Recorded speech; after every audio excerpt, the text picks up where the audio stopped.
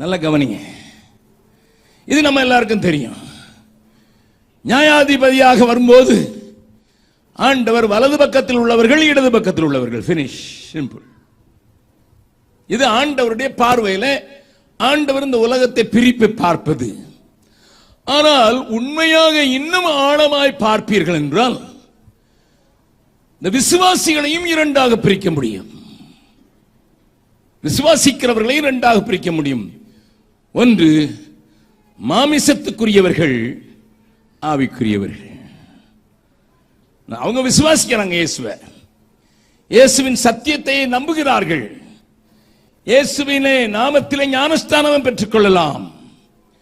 ஆனால் அவருடைய நடவடிக்கைகள், அவருடைய காரியங்களை உற்று நோக்கினால் இவன் ஆவிக்குரியவன் அல்ல என்பதை நீங்கள் கண்டுகொள்ளலாம். அதற்காக விசுவாசி இல்லை என்று தள்ளிவிட முடியாது. ஏனென்றால் என் நாமத்தின் மேல் விசுவாசம் உள்ளவர்களாய் அவர் ஏற்றுக்கொண்டவர்கள் எத்தனை பேர்களோ அத்தனை பேர்களும் தேவனுடைய பிள்ளைகளாக முடிய அதிகாரம் கொடுத்தார். அதை you cannot ignore. But there are two kinds of believers. விசுவாசிக்கிற ஜனங்களை இரண்டாக பிரிக்கலாம். அதுல ஒருவன் மாமிசத்துக்குரியவன், இன்னொன்று ஆவிக்குரியவன். இதை வேதத்தை நீங்கள் சற்று கவனித்து படித்தால் தெரியும். ஒரு சில வசனங்களை வாசிக்கலாம். 1 கொரிந்தியர் 3வது அதிகாரம் 1வது வசனத்தை வாசிக்கலாம். மேலும் சகோதரரே நான் உங்களை ஆவிக்குரியவர்கள் என்று எண்ணி உங்களுடனே பேசக்கூடாமல் மாம்சத்துக்குரியவர்கள் என்றும் கிறிஸ்துவுக்குள் குழந்தைகள் என்றும் எண்ணி பேச வேண்டியதாயிற்று. ஓஹோ, பவுல் இங்கே ஒரு கொரிந்து என்கிற சபைக்கு எழுதுகிறார். கொரிந்து சபையை அவர்தான் ஸ்தாபித்தார். நேற்று சாயங்கால கூட்டத்தில் சொன்ன ஆக்கில்லா பிரிஸ்கல்லாவோடு கூட அவர் கொரிந்து பட்டணத்திலே கூடார தொழில் செய்து கொண்டிருக்கும் போது ஸ்தாபிக்கப்பட்ட சபை நல்ல சபையாகத்தான் தோன்றுகிறது. அதை ஆரம்பத்திலே பவுல் எழுதுகிறார். இதற்கு முன்னதாக ஒரு கடிதம் எழுதியிருக்கிறார். அது நமக்கு கையில கிடைக்கவில்லை. ஆனால் இப்பொழுது 2வது எழுதின கடிதம் நம்ம கையில இருக்கிறது. ஆனால் அதை நாம் 1 கொரிந்தியர் என்று சொல்கிறோம். 1 கொரிந்தியர் 1வது அதிகாரம் 2வது வசனத்தை வாசிங்க. கொரிந்துவிலே கிறிஸ்து இயேசுவுக்குள் பரிசுத்தமாக்கப்பட்டவர்களாயும் பரிசுத்தவான்கள் ஆகும்படி அழைக்கப்பட்டவர்களுமாய் இருக்கிற போதும். கிறிஸ்து இயேசுவுக்குள்ள ஒருவன் வரும்போது அவனுடைய அழைப்பு என்ன? அவன் பரிசுத்தமாக்கப்பட்டவன். ஏன்னா நம்முடைய பழைய வாழ்க்கை என்ன? அதே கொரிந்து எழுதுறாரு. இங்க கை வச்சுக்கொள்ளுங்க. இங்க கை வச்சுக்கிட்டு 6வது அதிகாரத்துக்கு திருப்புங்க. 6வது அதிகாரம் 9வது வசனத்தில் இருந்து 11வது வசனம் வரை வாசிக்கலாம். அநியாயக்காரர் தேவனுடைய ராஜ்யத்தை சுதந்தரிப்பது இல்லை என்று அறியீர்களா? வஞ்சிக்கப்படாதிருங்கள். வேசி மார்க்கத்தாரும் விக்கிரக ஆராதனைக்காரரும் விபச்சாரக்காரரும் சுயப்புணர்ச்சிக்காரரும் ஆண் புணர்ச்சிக்காரரும் திருடரும் பொருளாசைக்காரரும் வெறியரும் உதாசீனரும் கொள்ளைக்காரரும் தேவனுடைய ராஜ்யத்தை சுதந்தரிப்பதில்லை. உங்களில் சிலர் அல்ல பலரே இப்படிப்பட்டவர்களாய் இருந்தீர்கள். ஆயினும் கர்த்தராகிய இயேசுவின் நாமத்தினாலும் நமது தேவனுடைய ஆவியினாலும் கழுவப்பட்டீர்கள், பரிசுத்தமாக்கப்பட்டீர்கள், நீதிமான்களாக்கப்பட்டீர்கள். கரங்களை தட்டி, நல்ல கரங்களை தட்டி ஆண்டவருக்கு நன்றி சொல்லலாம்.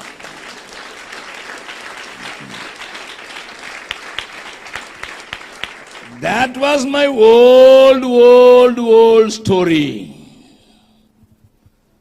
ஒருவன் கிறிஸ்துவுக்குள்ள வந்தா அவனுக்கு ஏபின்னு ஒன்று. கிறிஸ்துவுக்கு முன், கிறிஸ்துவுக்கு பின்.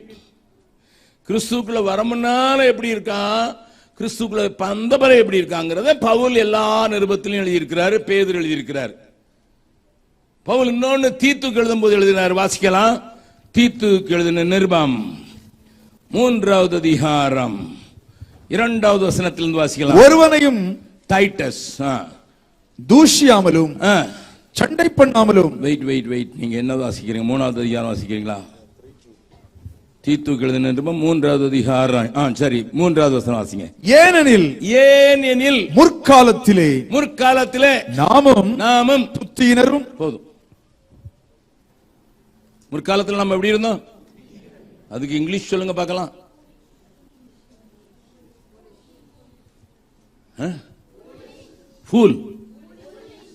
ஃபூலிஷ். பக்கத்தில் வந்து கை பிடிச்சு சொல்லுங்க. முன்னால நீங்க பைத்தியமா தான் இருந்தீங்க, முட்டாளாவும் இருந்தீங்க. கொஞ்சம் கோபம் வருது சிலருக்கு. நான் எத்தனை டிகிரி வாங்கியிருந்தேன் முன்னால? 1 டிகிரியை குப்பையில் கொண்டு போடு. வேதத்தின் அடிப்படையில் முற்காலத்தில் யூ வேர் ஃபூல்ஸ். இன்னும் இங்கிலீஷில் சொல்லணும்னா FOOL. இங்கிலாந்து போனால் FRCS வாங்கலாம். வேதத்து பக்கத்தில் வந்தால் உனக்கு டிகிரி கொடுப்பாங்க. ஆமா, FOOL.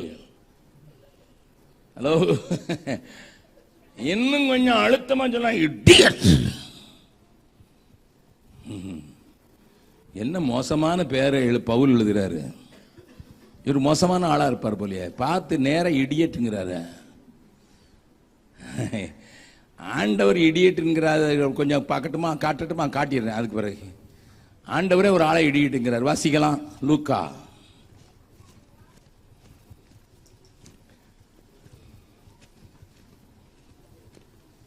எழுதின சுவிசேஷம் 12வது அதிகாரம்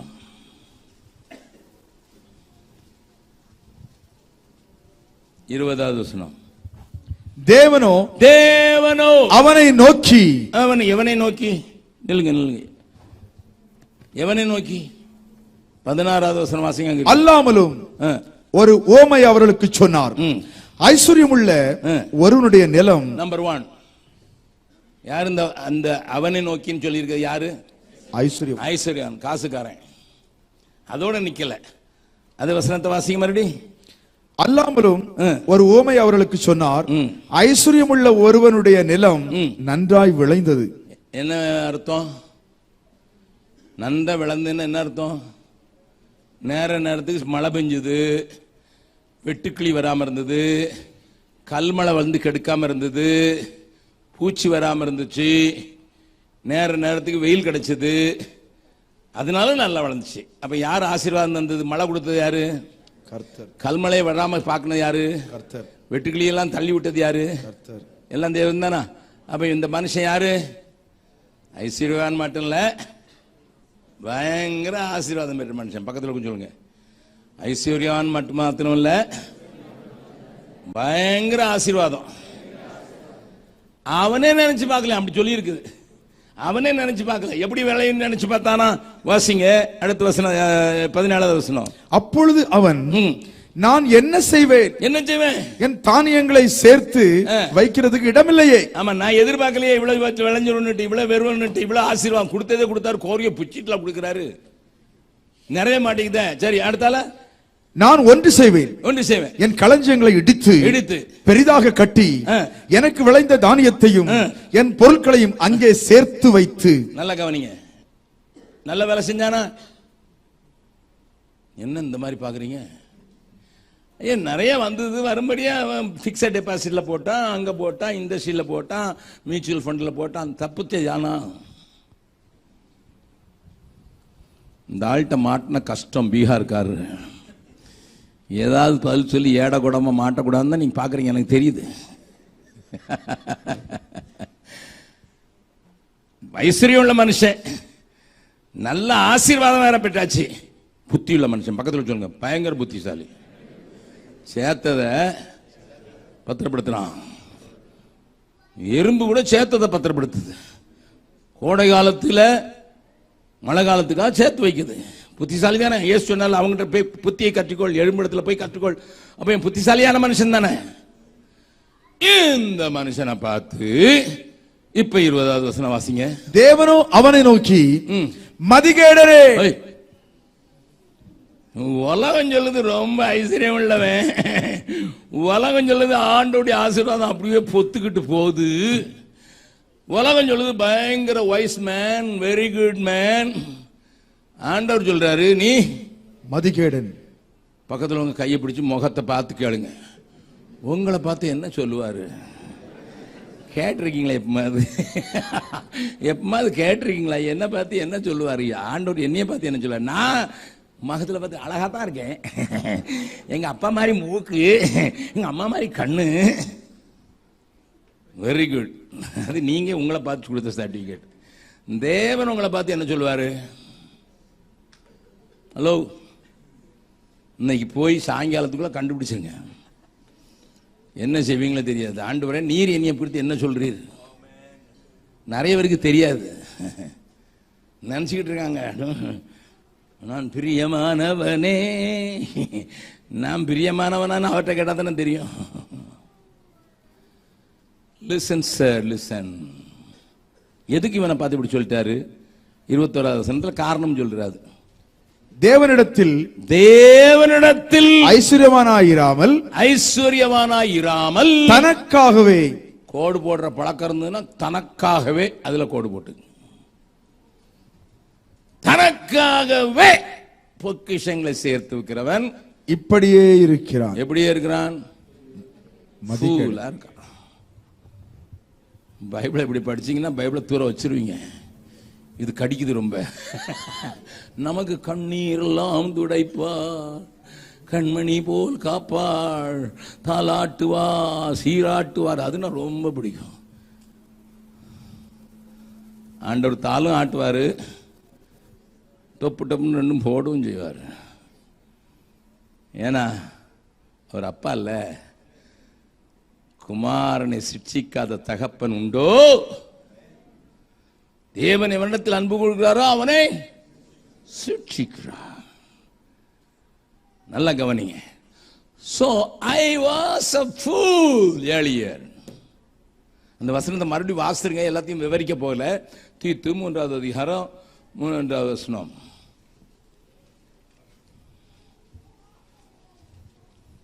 ஏனெனில் முற்காலத்திலே நாமும் புத்தியினரும் கீழ்ப்படியாதவர்களும் வழி தப்பி நடக்கிறவர்களும் பலவித இச்சைகளுக்கும் இன்பங்களுக்கும் அடிமைப்பட்டவர்களும் துர்க்குணத்தோடும் பொறாமையோடும் ஜீவனம் பண்ணுகிறவர்களும் பகைக்கப்படத்தக்கவர்களும் ஒருவரை ஒருவர் பகைக்கிறவர்களுமாய் இருந்தோம். போதும். ஒண்ணு நடந்தது. தொடர்ந்து வாசிங்க. நம்முடைய இரட்சகராகிய தேவனுடைய தயையும் மனுஷர் மேலுள்ள அன்பும் பிரசன்னமான போது நாம் செய்த நீதியின்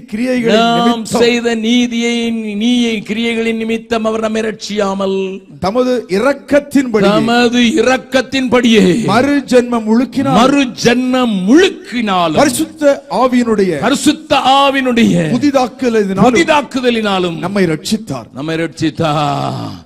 இரக்கம் உள்ளவரே, மனதுருக்கம் உடையவரே,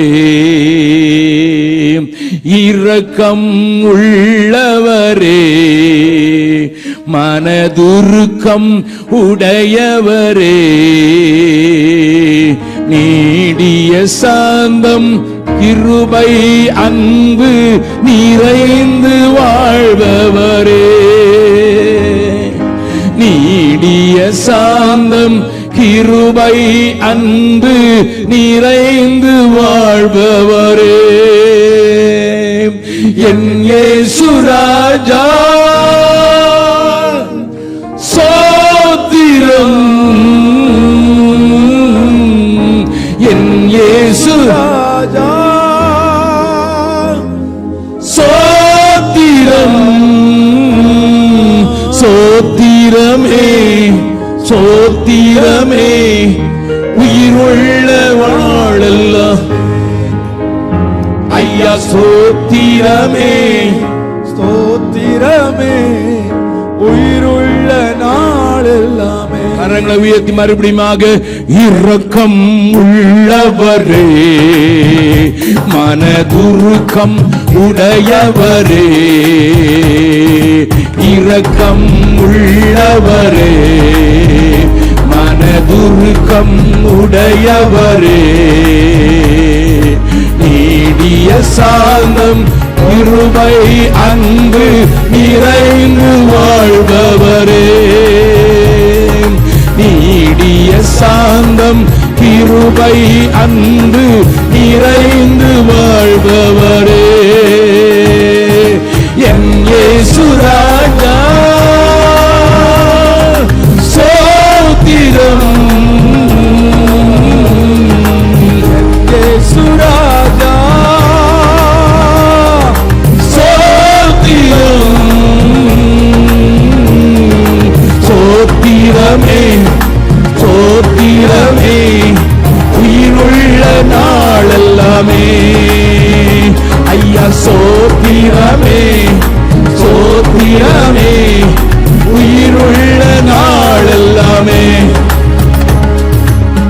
அப்ப கொரிந்து சபையை குறித்து பவுல் எழுதுகிற வார்த்தை பரிசுத்தமாக்கப்பட்டவர்கள்.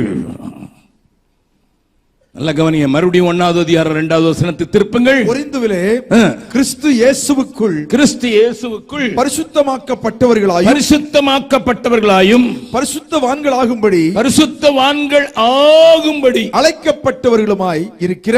நல்ல கவனிங்க, அப்ப சபை பரிசுத்தமாக்கப்பட்டது நம்முடைய கிரியைகளினால் அல்ல, கர்த்தருடைய இரக்கத்தினால், அவருடைய தயவினால், அவருடைய அன்பினால் நாம் பரிசுத்தமாக்கப்பட்டோம். அது நம்முடைய கிரியையினால் உண்டானது அல்ல, தேவனே அதை செய்தார். ஆனா அடுத்த காரியம், பரிசுத்தமாக்கப்பட்டது மாத்திரமல்ல, பரிசுத்தவான்களாகும்படி அழைக்கப்பட்டிருக்கிறோம். பக்கத்துல சொல்லுங்க, நீங்க பரிசுத்தமா தான் இருக்கீங்க, பரிசுத்தமாக்கப்பட்டிருக்கீங்க. இயேசுவின் நாமத்தினால, முழு ஜன்ம முழுக்கினால, பரிசுத்த ஆவினால, அவருடைய வசனத்தினால பரிசுத்தமாக்கப்பட்டிருக்கீங்க. ஆனா நீங்க பரிசுத்தவான் ஆகணும். ஓஹோ, இப்ப நூதன உபதேசம் எல்லாம் தான் அவர் பார்த்துட்டார். நீ பேசாம எப்படி நடக்கலாம், எப்படி உடுத்தலாம், எப்படி என்ன செய்யலாம், இப்படி வாழு. இதுக்கு ஒரு பெரிய கூட்டம் விசில் வேற அடிக்குது. ஏமாந்துடாத, நீ பரிசுத்தமாக்கப்பட்டது உண்மை, அது உன்னால் உண்டானதில்லை என்பது உண்மை. ஆனால் பரிசுத்தமானாய் நடப்பதற்கு நீ ஜாக்கிரதையாய் நடக்க வேண்டும். நீங்க ஜாக்கிரதை நடக்கும். You have a responsibility. You cannot simply escape, sir. அதனால தான் ஆண்டவர் சொன்னார், பரிசுத்தமாய் இருக்கிறவன் இன்னும் பரிசுத்தவான் என்று. சிபிஎம் சபையில போனா சாவும் போது தான் சொல்லுவான் பரிசுத்தவான். பக்கத்தில் தானே இருக்கு, வரும்போது போர்டு பார்த்துறேன், இங்கே தானே இருக்கு. எந்த டைரக்ஷன்ல? இங்கேயா? அதாவது பரிசுத்தவான் யாரு தெரியுமா? ஹிந்தியில் சொல்லுவாங்க பவுஞ்சாவா ஃபக்கீர். அவர் தான் பரிசுத்தவான்னு சொல்ல முடியும், மற்றவங்களாம் சொல்ல முடியாது. பரிசுத்தவான்களின் கால்களை கழுவினா அவங்க கால் தான் கழுவணும், வேற யாரெல்லாம் நீங்களும். வேதம் சொல்லுது நீயும் பரிசுத்தவான்னு சொல்லுது. கொஞ்சம் சூப்பர், என்ன ஹைப்பர். நல்லா கவனிங்க. அவ பரிசுத்தமாக்கப்பட்ட சபைதான், பரிசுத்தவான்களான அழைப்பை பெற்ற சபைதான். அது மாத்திரம் இல்ல, 5வது வசனம், நீங்கள் இயேசு கிறிஸ்துவுக்குள்ளாய் எல்லா உபதேசத்திலும், வார்த்தையில நல்லா கவனி, எல்லா உபதேசத்திலும், எல்லா அறிவிலும் மற்றெல்லாவற்றிலும் சம்பூர்ணமுள்ளவராக்கப்பட்டிருக்கிறபடியால், உபதேசத்துக்கு குறைச்சல் கிடையாது, அறிவுக்கு குறைச்சல் கிடையாது, எல்லாத்திலும் சம்பூர்ணமுடையவர்கள், ஃபுல். அது மட்டும் இல்ல, 7வது வசனம், அப்படியே 7வது வசனம் 1:7, அப்படியே நீங்கள் யாதொரு வரத்திலும் குறைவில்லாதவர்களாய், பக்கத்தில் சொல்லுங்க, வரம் அப்படி வழிஞ்சு ஓடுது. எல்லா வரத்திலும் குறைவே கிடையாது. ஆமா, கேரளாவுக்கு போனா என்கிட்ட கேட்கிறான், தீர்க்க தரிசனம் சொல்லுவியா? நான் சொன்னா தானே சொல்லுவேன். போஸ்ட்மேன் வாரான்னு வைங்க, நீங்க ரோட்ல பாக்குறீங்க போஸ்ட்மேன் வாரான், யோ போஸ்ட் இருக்கா? இருக்கு, போஸ்ட் இருக்கு, ஆனா உங்களுக்கு இல்ல, எனக்கு எப்படி லெட்டர் இல்லாம வருவேன் அப்படின்னு அடிச்சா உங்களை என்ன சொல்லுவீங்க? உங்களை என்ன சொல்லணும்? பைத்தியம்னு சொல்லணும். வர்றவங்கிட்ட எல்லாம் நம்ம தீர்க்க தரிசனம் சொல்லுவியா? எனக்கு சொன்னாதான் நம்ம கூட, அவர் லெட்டரே உனக்கு அனுப்பலடா, நீ ரோல் இல்ல, அவர் உனக்கு செய்தியே கொடுக்கல, நீ என்னடானா அவர் தீர்க்க தரிசனம் சொன்னியா? தீர்க்க வைங்க, சொல்லுங்க, ஏதாவது சொல்லுங்க, ஏதாவது சொல்லணும். என்ன சொல்லுவோம்? மண்டை வெடிக்க போகுதுன்னு சொல்லணும். விசுவாசங்களுக்கு ஒரு அறிவே இல்லை. எங்க போனாலும் தலை கொஞ்சம் சொல்லுங்க ஏதாவது. நான் நிறைய பேருக்கு சொல்லியிருக்கேன், ஆண்டவரே உள்ள ஒண்ணுமே இல்லையே, நிறைவாய் தருவீராக. எம்டி. நல்ல கவனிங்க, நல்ல கவனிங்க. வரோம் வரோம் வரோம் வரோம் வரோம் வரோம் வரோம் வரோம் வரோம் வரோம் வரோம் வரோம் வரோம் இதெல்லாம் தீர்க்க தரிசனம் வரம் பெற்றவர்னு நோட்டீஸ் அடிச்சா தான் வரான். Let us not dupe in the church. இவைகளை கண்டு நம்மளை திருப்பிடக்கூடாது, திசை திருப்பிடக்கூடாது. சாத்தானுக்கு தெரியும், சாத்தானுக்கு எல்லாம் தெரியும். ஒன்று அடிக்கணும், ஏன்னா நீ ஆவிக்குரிய நினச்சிட்டு இருக்க, நம்ம ஆவிக்குரியன்னா மரம் இருக்கணும், மரம் இருக்கணும், இப்படி இருக்கணும், இப்படி இருக்கணும், நம்மளே ஒரு கால்குலேஷன். ஆமாம், சில சபைகளை குறித்து எனக்கு குறை உண்டு. ஏசு வரப்போகிறார்னு தான் சொல்லணும், 3 வார்த்தை. ஏசு வரப்போகிறார், ஏசு அல்லேலூயா அல்லேலூயா வர அல்லேலூயா அல்லேலூயா வரப்போகிறார். ஒன்று சொல்லிட்டு சொல்லு அல்லேலூயா. இடையில இத்தனை போட்டால் உனக்கு ஒன்றும் விளங்க மாட்டேப்பா. கேட்டா ஆவியில நிக்கிறாராம். உன் பெதற்றல் ஆவியா? சபையில், பெந்தகோஸ்து சபைகளில் நடக்கிற காரியங்கள் அவங்கள மற்றவர்கள் மதியற்றவர்கள் சொல்றதுக்கு வச்சுட்டு வேண்டாம். நீயோ எல்லாவற்றிலும் மன தெளிவு உள்ளவனாய். அது பேசும். நான் அபிஷேகம் பெற்றவன், நான் அந்நிய பாஷை பேசுறவன், நான் மரங்களை உபயோகப்படுத்துறதுக்கு கத்தரை உபயோகப்படுத்தும் போது உபயோகப்படுத்துறேன். அவர் கீபோர்டு வச்சிருக்கிறாரு, அங்க கனெக்ஷனும் கொடுத்திருக்கிறாரு, ஸ்பீக்கருக்கும் போயிருக்கு, ஆம்பிளிஃபயருக்கும் போயிருக்குது, கீபோர்டு இருக்குது. ஆனா அவர் தம்பி டேங்கன்னு போட்டாதான் சத்தம் வரும். அபிஷேகம் இருக்குது, கனெக்ஷனும் இருக்குது, ஆம்பிளிஃபயரும் இருக்குது. ஆனா யார் அமுக்கணும்? ஆவியானவர் அமுக்கணும். ஆபரேட்டர் அவரு தான். சில சர்ச்சில் ஆபரேட்டர் யாரு தெரியுமா? ட்ரம்முக்காரங்க இல்லையா? நீங்களே போட்டுருக்கீங்களோ? ஆமா. சில சபையில் யார் தெரியுமா ஆபரேட்டர்? சொல்லுங்க.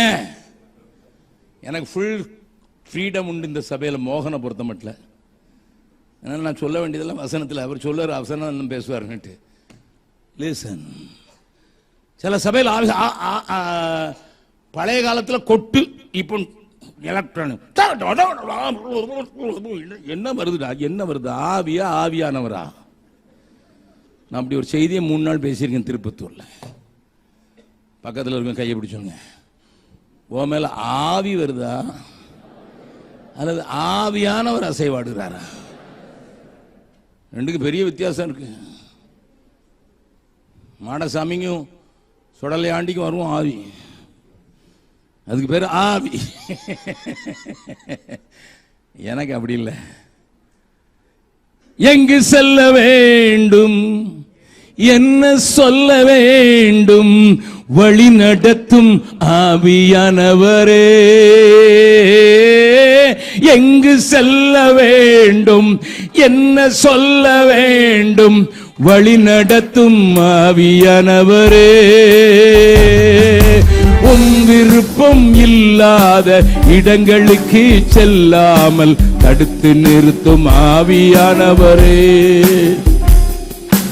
உம் விருப்பம் இல்லாத இடங்களுக்கு செல்லாமல் தடுத்து நிறுத்தும் ஆவியானவரே, ஆவியானவரே, ஆவியானவரே, பரிசுத்த ஆவியானவரே,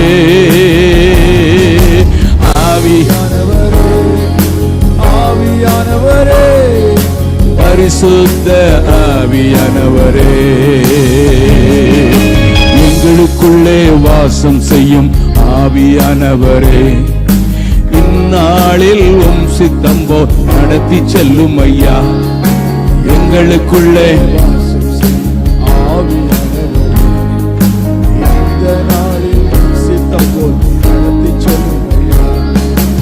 ஆவியானவரே, ஆவியானவரே, பரிசுத்த ஆவியானவரே, ஆவியானவரே, ஆவியானவரே, பரிசுத்த ஆவியானவரே, எப்படி நான் ஜெபிக்க வேண்டும், எதற்காக ஜெபிக்க வேண்டும் கற்றுத்தாரும் ஆவியானவரே. எப்படி நான் ஜெபிக்க வேண்டும், எதற்காக ஜெபிக்க வேண்டும் கற்றுத்தாரும் ஆவியானவரே. வேத வசனம் புரிந்து கொண்டு விளக்கங்களை அறிந்திட வெளிச்சம் தாரும் ஆவியானவரே. வேத வசனம் புரிந்து கொண்டு விளக்கங்களை அறிந்திட வெளிச்சம் தாரும் ஆவியானவரே, ஆவியானவரே, ஆவியானவரே, பரிசுத்த ஆவியானவரே, ஆவியானவரே, பரிசுத்த ஆவியானவரே. நல்லா கவனிங்க, இந்த சபையில எல்லாம் நிறைய வரங்கள் நிறைய இருந்தது, உபதேசம் இருந்தது, பரிசுத்தமாக்கப்பட்டிருந்தாங்க. அது மட்டும் இல்ல, 8வது வசனத்தை வாசிக்கலாம். 1வது அதிகாரத்தில் நம்முடைய கர்த்தராகிய இயேசு கிறிஸ்துவின் நாளிலே நீங்கள் குற்றம் சாட்டப்படாதவர்களாய் இருக்கும்படி முடிவு பரியந்தம். ஏன்னா அதுக்கு முந்தின வசனம் சொல்லி இருக்குது, கர்த்தராகிய இயேசு கிறிஸ்து வெளிப்படுவதற்கு காத்திருக்கிறீர்கள். நல்ல சபை தான், காத்திருக்காங்க. இயேசு வருவார்னு சொல்லி நிச்சயம் இருக்குது, காத்திருக்காங்க. அல்லேலூயா. எந்த சபை இயேசு கிறிஸ்துவின் வருகைக்கு காத்திருக்கிறதோ அந்த சபை தன்னை பரிசுத்தத்திலையும் காத்துக்கொள்ளும். ஏனென்றால் அவர் பரிசுத்தராய் இருக்கிறது போல. என வேதம் சொல்கிறது 1 யோவான் 3வது அதிகாரம். 1 யோவான் 3வது அதிகாரத்தில் முதல் 3 வசனங்களை வாசிக்கலாம். நாம் தேவனுடைய பிள்ளைகள் என்று அழைக்கப்படுவதினாலே பிதாவானவர் நமக்கு பாராட்டின அன்பு எவ்வளவு பெரிதென்று பாருங்கள். உலகம் அவரை அறியாதபடியினாலே நம்மையும் அறியவில்லை. பிரியமானவர்களே, இப்பொழுது தேவனுடைய பிள்ளைகளாய் இருக்கிறோம். இனி எவ்விதமாய் இருப்போம் என்று இன்னும் வெளிப்படவில்லை. ஆகிலும் அவர் இருக்கிற வண்ணமாகவே, அவர் வெளிப்படும் போது அவர் இருக்கிற வண்ணமாகவே நாம் அவரை தரிசிப்பதினால் அவருக்கு ஒப்பாயிருப்போம் என்று அறிந்திருக்கிறோம். 3வது வசனம் முக்கியமானது. அவர் மேல் இப்படிப்பட்ட நம்பிக்கை. எப்படிப்பட்ட நம்பிக்கை? அவர் வெளிப்படும் போது அவரை போல இருப்போம் என்கிற நம்பிக்கை வைத்திருக்கிறவன் எவனும் அவர் சுத்தமுள்ளவராயிருக்கிறது போல. பக்கத்துல கையை பிடிச்சு சொல்லுங்க.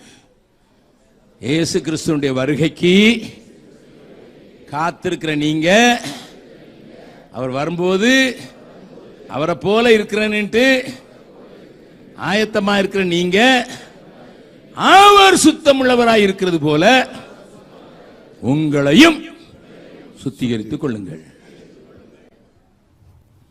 This is very very important. எஸ் வாரார் என்ன பாரு, அங்க அமெரிக்கால இருந்து இது விடுறான், சைனாக்காரன் இப்படி விடுறான், ஈரான்காரன் எப்படி சொல்றான் அப்படின்னு சொல்லி அதை விட்டு பயமுறுத்துறதுக்கு இல்ல, அதை சொல்லி பயமுறுத்துறவங்க கொஞ்சம் பேர் இருக்காங்க. இன்னைக்கு பேப்பர்ல அவசர செய்தி, எச்சரிக்கை செய்தி எல்லாம் பண்ணுவான். Forget about it. Forget about it. அதெல்லாம் தேவை, அதெல்லாம் அறிவு. அந்த அறிவு எனக்கு வேண்டாம்யா. அவர் சுத்தமாக இருக்கிறது போல நானும் என்னை சுத்தவானாக காத்துக்கொள்வேன். That is a primary need.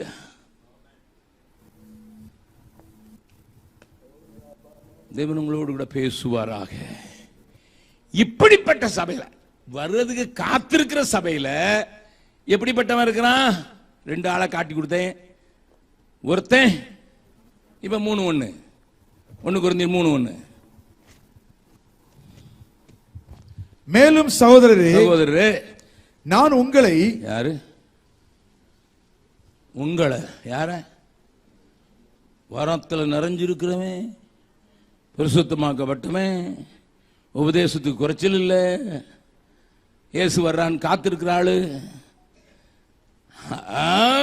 உங்களை ஆவிக்குரியவர்கள் என்று எண்ணி உங்களுடனே பேசக்கூடாமல் மாம்சத்துக்குரியவர்கள் என்றும். போதும் போதும். 2 இருக்குது. பக்கத்தில் சொல்லுங்க, நீங்க சபைக்கு வர்றதுக்காக நன்றி, ஞானஸ்தானம் பெற்றிருக்காக ஸ்தோத்திரம், இயேசுவின் பிள்ளையருக்காக ஸ்தோத்திரம். ஆனா ஒன்னு சொல்லிருங்க, நீங்க மாம்சத்துக்குரியவர்களா ஆவிக்குரியவர்களா? என்கிட்ட கேட்குறீங்களா? நீங்க உங்களை கேட்க சொன்னீங்க. வாத்தியாருக்கே பாடம் எடுக்கிறீங்களா ஐயா? என்ன ஆன்சர் வந்துச்சு? என்ன ஆன்சர் வந்துச்சு? நம்ம இயேசு கிறிஸ்துவனுடைய சீஷர்களை தானே. கேட்கும் போதே இன்னொரு கேள்வி கேட்பான், அந்த கேள்வியை மறந்துடுவான். Listen sir, listen.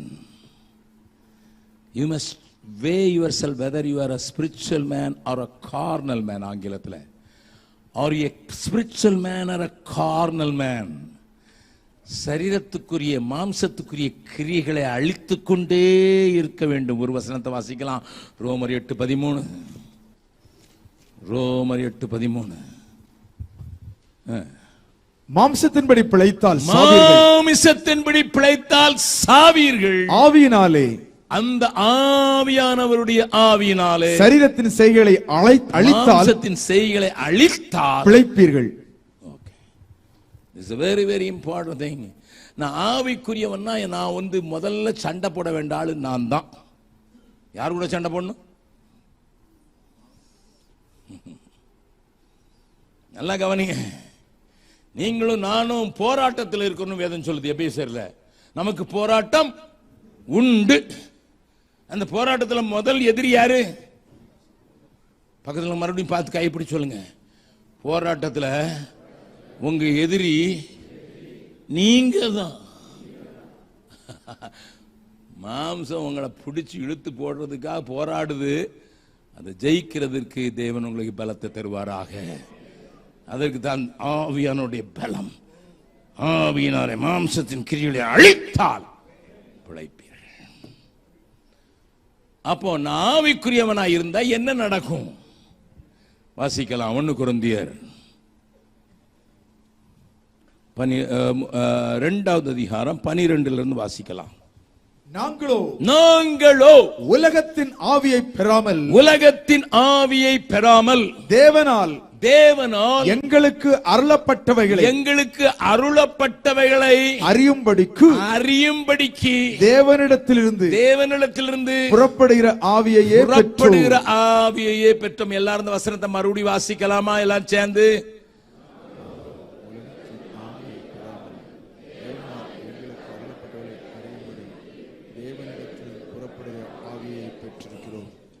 அதுல இருக்கிற ஒரு வசனத்தை கொஞ்சம் ஆழமா பாருங்க. எங்களுக்கு அருளப்பட்டவைகள், பக்கத்துல அறியும்படி. அப்ப உங்க பக்கத்துல மறுபடியும் கையை பிடிச்சு கண்ணுக்குள்ள கழுங்க பார்க்கலாம். உங்களுக்குன்னு அருளப்பட்டு இருக்குது. அது என்னதுன்னு கண்டுபிடிச்சிங்களா?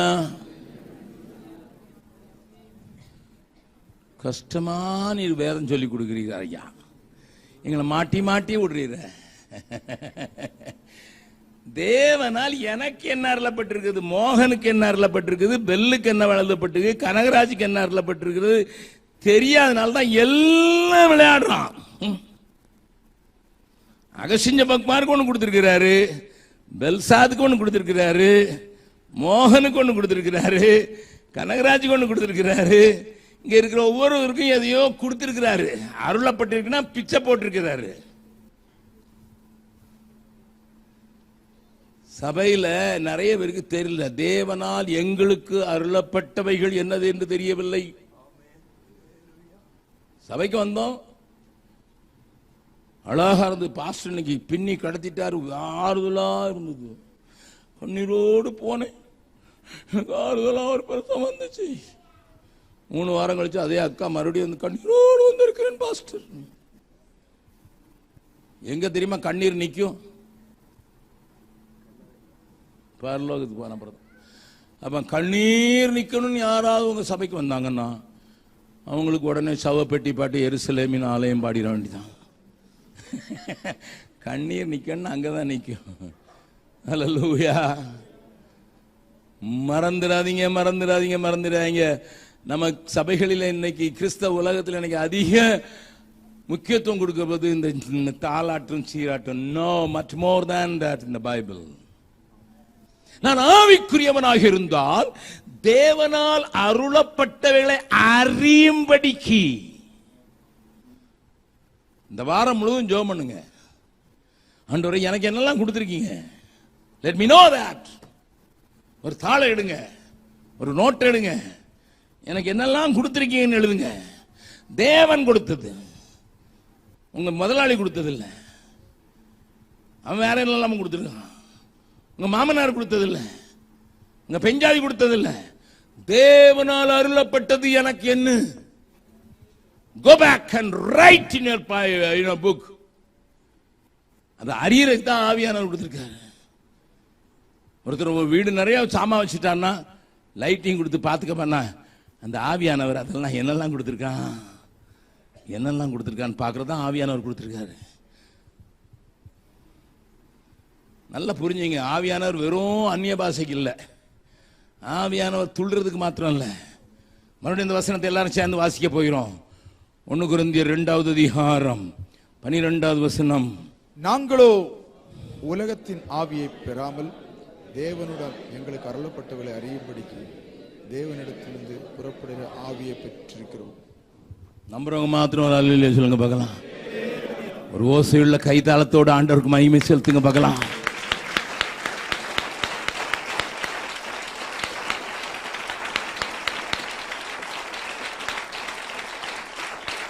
தேங்க்யூ. தேவனால் அருளப்பட்டவைகளை அறியும்படிக்கு. ஆண்டவரே என் கண்களை திறந்துங்க சுவாமி, எனக்கு என்னெல்லாம் வச்சிருக்கீங்கன்னு எனக்கு தெரியல, எனக்கு கொடுத்திருக்க பக்கிஷம் என்னெல்லாம் எனக்கு தெரியல சுவாமி. Spirit of God help me, spirit of God help me. அதை சொல்லிட்டு தான் சொல்றாரு 15வது வசனத்துல, ஆவிக்குரியவன் ஆவிக்குரியவன் எல்லாவற்றையும்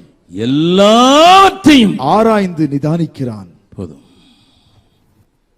எல்லாத்தையும் செக் பண்ணி பார்த்துறான் ஆவிக்குரியவன். இப்ப பக்கத்துல கைப்படுத்துங்க, இன்னைக்கு பிரசங்கமே ஆவிக்குரியவன் தான். உங்களை ஆவிக்குரியவர்கள் என்று எண்ணிதான் அகஸ்டின் ஜெபக்குமார் பேசுறாரு. பவுல் பேசல. பவுல் சொன்ன உங்களை ஆவிக்குரியன்னு நினைச்சுக்கிட்டு இருந்தேன், ஏமாந்துட்டேன் அப்படி சொல்றாரு. நான் உங்களை ஆவிக்குரியவள்னு நினைச்சுதான் பேசுறேன். இப்ப கேளுங்க, எல்லாத்தையும் நிதானிக்கிறீங்களா? எல்லாத்தையும் அறிஞ்சிருக்கீங்களா?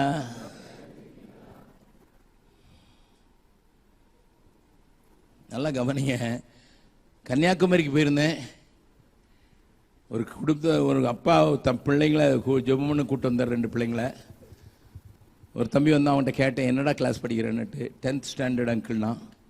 அப்படியா, என்னவாக போறேன்னா? நான் பைலட் ஆக போறேன்னா. சரி விட்டுட்டேன். நான் அவன்கிட்ட கொஞ்சம் பேசணும்னு பார்த்தேன். பேச ஆரம்பிச்சுட்டு நான் சொன்னேன், ஒரு டீச்சருக்கு ஒரு 3வது வகுப்பு டீச்சருக்கு 3 சப்ஜெக்ட் 40 பிள்ளைங்க 40 பிள்ளைங்களுக்கு படிச்சு கொடுக்குறதுக்கு 120 பிள்ளைங்களுக்கு படிச்சு கொடுக்குறதுக்கு ஒரு வருஷம் முழுவதும் ஆண்டவர் சான்ஸ் கொடுக்குறாரு. அவங்க 10 வருஷம் அந்த பிள்ளைக்கு 10 வருஷத்துல அவங்க அந்த ஸ்கூல்ல இருந்தாங்கன்னா எத்தனை பிள்ளைங்களுக்குன்னா, ஒரு நிமிஷம் யோசித்தான். 10th ஸ்டாண்டர்ட் படிக்கிறான், இங்கிலீஷ் மீடியத்தில் படிக்கிறான். அவங்க அப்பா ஸ்பெஷல் டியூஷன் வேற வச்சிருக்காரு. அடிச்சான பாருணும் 2 லட்சம். எங்க இருந்துடா 2 லட்சம் வந்தது? அவங்க அப்பாவுக்கு கோபம் வருது. டேய், உனக்கு எவ்வளவு காசு கொடுத்து டியூஷன் படிச்சு வைக்கிறேன்? 120 பிள்ளைங்களை படிச்சு வச்சு 10 வருஷத்துல எத்தனை பிள்ளைங்கடான்னா 2 லட்சம். அவர் விரட்டினாரு. நானும் டேய் தம்பி கொஞ்சம் யோசிச்சு சொல்றான், 1 லட்சம் வச்சுங்களேன். என்னமோ நாங்க மாடு விலை பேசுற மாதிரி. 10வது படிக்கிற பிள்ளைக்கு கணக்க நிதானிக்கவே தெரியல. நதிங். பக்கத்தில் உங்க கை பிடிச்சு கேளுங்க, எத்தனை வருஷமா சபைக்கு வாரீங்க? அங்க கேட்டு இங்கே எங்க பாக்குறீங்க? அங்கே கேளுங்க ஐயா, கேளுங்க கேளுங்க கேளுங்க கேளுங்க.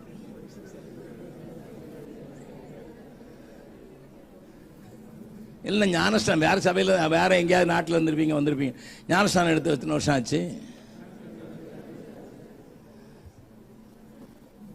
யாரோ சொல்றாங்க 20 வருஷம் தான் ஆகுது. நீரே 50 வருஷம் ஓடி இருக்கிற ஊழியத்திலேயே, நீங்களும் இன்னும் 30 வருஷம் பாக்கி இருக்குன்னு யாரோ பின்னால சொல்லிக்கிட்டு இருக்காங்க. இப்பதான் நாங்கள் எல்கேஜி. என் அருமையான தேவனுடைய பிள்ளைய, ஆவிக்குரியவன் தேவனால் அருளப்பட்டவர்களை அறிகிறது மாத்திரமல்ல, நிதானிக்கிறான், எல்லாவற்றையும் நிதானிக்கிறான். இது ஒரு பெரிய சப்ஜெக்ட், எனக்கு பேசுறதுக்கு நேரம் இல்லை. நிதானிக்கிறதுனா என்ன? டிசர்ன். எனக்கு கொடுக்கப்பட்டிருக்கு, இதை சோதிச்சு பார்த்து இதை நான் எப்படி யூஸ் பண்ணணும், எங்கே யூஸ் பண்ணணும். ஒரு பிள்ளைக்கு ஒரு பொம்மை வாங்கி கொடுக்குறீங்க. எனக்கு ஒரு குட்டி பேரன் இருக்கான், 5 வயசு, எல்கேஜி இப்போ தான் முடிச்சிருக்கான். அவனுக்கு ஃபேனை கொடுத்தீங்கன்னா, ஃபேனை டேபிள் ஃபேனை கேட்டு வாங்க. அவனுக்கு ஃபேன் பைத்தியம். அக்கா பிடிச்சு மாட்டிடுவான். அவனே பிரிப்பான், அவனே மாட்டிடுவான். அவங்க அம்மா அப்பாட்ட அழுது வாரத்தில் 2 நாள் எலக்ட்ரிக்கல் டிபார்ட்மெண்ட்டில் போய் உட்காந்து அவனுக்குலாம் சொல்லி கொடுக்குறான். யார்? டீச்சர். எங்கள் எலக்ட்ரீஷியனுக்கு டீச்சர் இவன் தான். அங்கிள் இதெல்லாம் கனெக்ட் பண்ணுங்க, அங்கிள் இதெல்லாம் கனெக்ட் பண்ணுங்க. அவங்க வீட்டுக்கு பக்கத்து வீட்டில் ஜெகன்ட்டு ஒரு தம்பி இருக்கிறான். இவனோட ரொம்ப சின்ன வயசுலேருந்து தூக்கி வயசு செல்வான். தூக்கிட்டு போகும்போது, ஜெகன் அங்கிள் இந்த சீலிங் பேனை கழட்டி விடுங்க அப்படின்னு சொல்லியிருக்கான். அதை நான் மாட்டணும்ன்ட்டு. இவன் ஜெகன் சொல்லியிருக்கான், அது எனக்கு கழட்ட தெரியாதுப்பா. சி அங்கிள், கூகுளில் டவுன்லோட் பண்ணுங்க, அதில் இருக்கும். எல்கேஜி பிள்ளை வளர்ந்த பிள்ளைக்கு சொல்லி கொடுக்குது, கூகுளில் டவுன்லோட் பண்ண இருக்குன்னுட்டு. இதெல்லாம் பக்கத்தில் கை சொல்லுங்க, உங்க பிள்ளை உங்களோட ஞானவான். அதனால இப்பமே என்ன வச்சிருக்கீங்கன்னு சொல்லி நிதானித்து புரிந்து கொள்ளுங்க. ஆவிக்குரியவன் என்கிட்ட என்ன இருக்குது, எப்போ வைக்கணும், என்ன சூஸ் பண்ணணும், என்ன செய்யணும், என்கிட்ட என்னெல்லாம் கேட்பாங்க அப்படின்னு தெரிஞ்சதுன்னா வாழ்க்கை வித்தியாசம் ஆயிடும். தேவன் என்னை நம்பி கொடுத்திருக்காரு. கொஞ்சம் மணிப்பூர்ல நேற்று நான் ஒரு செய்தியை மணிப்பூர்ல இருந்து பார்த்தேன். முந்தா நாள் போலீஸ் டிபார்ட்மெண்ட்ல இருந்து 5 லட்சம் புல்லட்டை காணுமா, திருடிட்டு போயிட்டாங்களாம். யாரு? இந்த தீவிரவாதிகள். 5 லட்சம் 3500 AK-47 காணுமா. எங்க இருந்து? போலீஸ் ஸ்டேஷன்ல இருந்து. கவர்மெண்ட் கணக்கு கேட்குமா? கேட்கும். இத்தனை கொடுத்தேன் ஸ்டாக் ரெஜிஸ்டர்ல. உங்க கம்பெனி அப்படித்தானே? ஸ்டாக் ரெஜிஸ்டர் இப்படி இருக்குது, இவ்வளவு தான் இருக்குது, மீதி என்ன செஞ்சப்பா? அதனாலதான் ஆண்டவர், அதனாலதான் ஒரு பாட்டு எழுதினேன். கணக்கு கேட்பா என்ன செய்வாய், கணக்கு கேட்பார் என்ன செய்வாய், கண்ணீர் விடுவாயோ கர்த்தரை கண்டு, கண்ணீர் விடுவாயோ கர்த்தரை கண்டு. விசுவாசியே நினைத்து பார், நிலைப்பவைகளை நாடு, நித்திய ஜீவன் பெற. விசுவாசியே நினைத்து பார், நிலைப்பவைகளை நாடு, நித்திய ஜீவன் பெற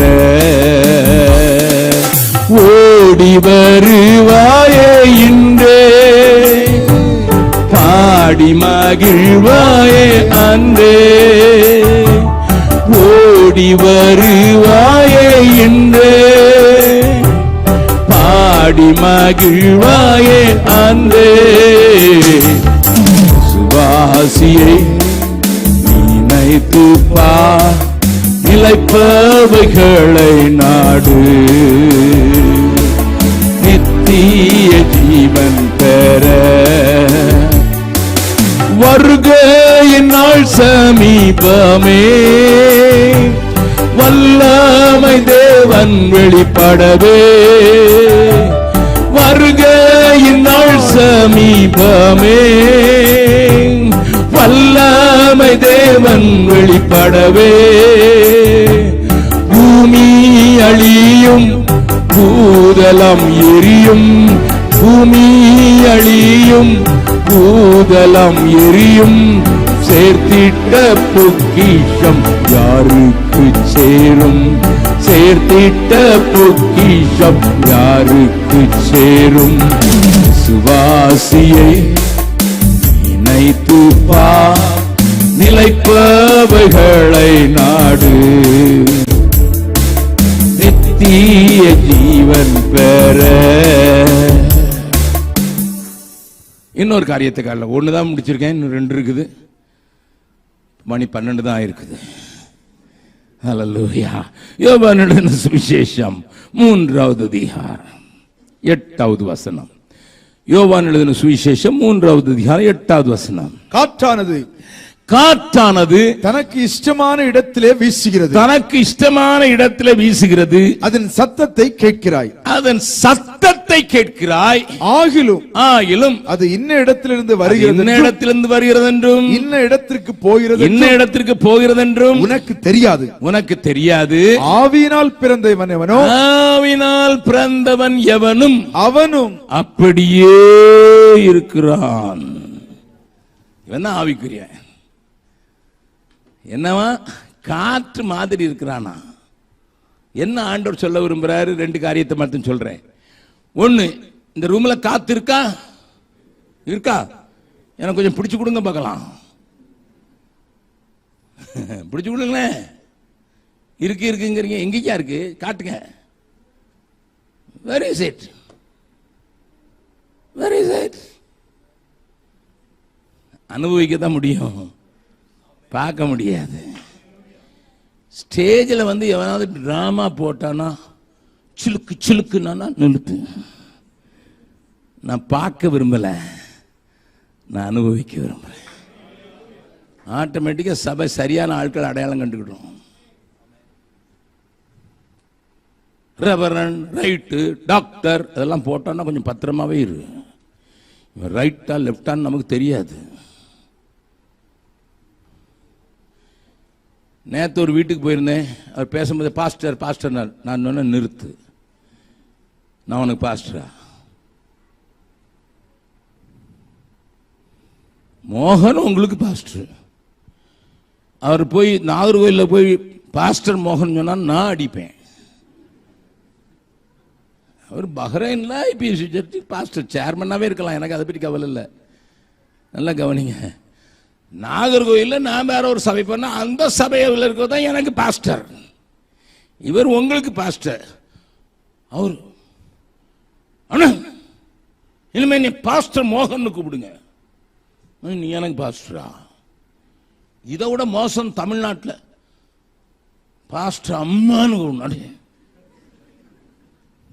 இல்லைன்னா அடி விழுந்துடும். எனக்கு ஒரு அம்மா இருக்கிறாங்க. அம்மா நல்லா கவனிங்க. நம்ம எங்கேயோ தப்பு பண்றோம். Pastor pastor pastor pastor pastor எங்க இருந்து பிடிச்சிங்க? பாஸ்டர் அந்த சபைக்கு பாஸ்டர், அந்த ஆட்களுக்கு பாஸ்டர், அந்த ஆடுகளுக்கு பாஸ்டர். எனக்கு பாஸ்டர் இல்லை, எனக்கு ஒரு பாஸ்டர் இருக்கிறாரு. எங்க சபையில் நான் பாஸ்டரா இருக்கேன். எங்க இருக்க சிலர் டாக்டர்னே கழுத்து போடுறான். ஊழியக்காரன் டாக்டர்னு கையெழுத்து போடுறான். லெட்டர் இருக்குது, என்கிட்ட ப்ரூஃப் இருக்குது. என் பேங்க் செக்கில் டாக்டர்னு கையெழுத்து போட்டுட்டு பார்க்கட்டும். பேங்க்ல சொல்லுவான், இவரை தெரியாது எங்களுக்கு, பேரை மட்டும்தான் தெரியும். பக்கத்தில் சொல்லுங்க, யாராவது பேர் கேட்டா பேர் சொல்லு, உன் பதவியை சொல்லாத. அது பாஸ்டராக இருந்தாலும் சரி தான், அப்போஸ்தலராக இருந்தாலும் சரி தான், டாக்டராக இருந்தாலும் சரி தான், யாராக இருந்தாலும் சரி தான். உங்கள் பேர் என்ன? பாஸ்டர் சொல் சார். நான் பாஸ்டர் மீட்டிங்கில் பேசுவேன். இன்னொரு தடவை பாஸ்டர்னு சொன்னால் அடிச்சு விடுவேன். உங்கள் சபையில் போய் சொல்லி பாஸ்டர் தான், பதவிக்காரன் நீ பாஸ்டர் தான் சொல்லணும். சிலர் வீட்டுக்குள்ளே பாஸ்டர் ஒய்ஃப், பாஸ்டர் பார்க்குறீங்களா? அடியான் புருஷன்டி.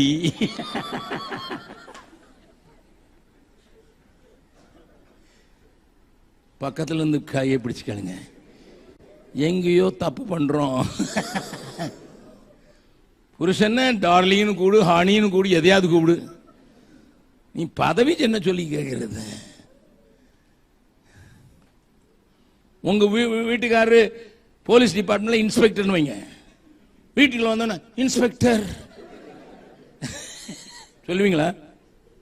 சொல்லுங்க, சொல்ல மாட்டீங்களா? இப்போ ஆவிக்குரியவன் எல்லாத்தையும் ஒழுங்கா நிதானிக்கணும். இல்லை, காற்று மாதிரி தான் இருக்கு ஆவிக்குரியவன். அவனுக்கு பதவியும் பட்டமும் ஒரு பெரிய குறி அல்ல. என் புஸ்தகத்துலலாம் பாருங்க, அகஸ்டின் ஜெபக்குமார்னு இருக்கும். ஏதோ கவர்மெண்ட்காரனுக்காக எங்கள் ஆளுங்க ரெவரண்ட்லாம் சேர்த்து விட்றாங்க. ரெவரண்டுக்கு எனக்கு பிடிக்காத ஒன்று.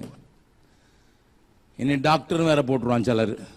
ஏன்னா டி அகஸ்டின், டின்னா எங்கள் அப்பா பேர் டேவிட். இவன் நினச்சிக்கிட்டு டாக்டர் தான், ஆறு விட்டாங்க போலன்னு. நான் டாக்டர்லாம் கிடையாது, நான் கம்பவுண்டரே கிடையாதுயா. I am an ordinary Augustine Jebakumar. Simple. பட்டம் பதவியும் ஒரு நாளும் கூட வராது. நான் செய்த கிரியைகளே என்னோடு கூட வரும். அல்லேலூயா. திரண்டாஸ்தி, உயர்ந்த கல்வி, செல்வாக்குகள் மிக இருப்பினும், திரண்ட ஆஸ்தி, உயர்ந்த கல்வி, செல்வாக்குகள் மிக இருப்பினும், குருசை நோக்கி பார்க்க எனக்கு, குருசை நோக்கி பார்க்க எனக்கு, உரிய பெருமைகள் யாவும் அற்பமே, உரிய பெருமைகள் யாவும் அற்பமே, இந்தை கீரு சுராஜா, உந்தன் சிலுவையின் மேன்மை, உந்தன் சிலுவையின் மேன்மை. மறுபடியும் பாடலாமா? திரண்ட ஆஸ்தி, உயர்ந்த கல்வி, செல்வாக்குகள் மிக இருப்பினும், திரண்ட ஆஸ்தி, உயர்ந்த கல்வி,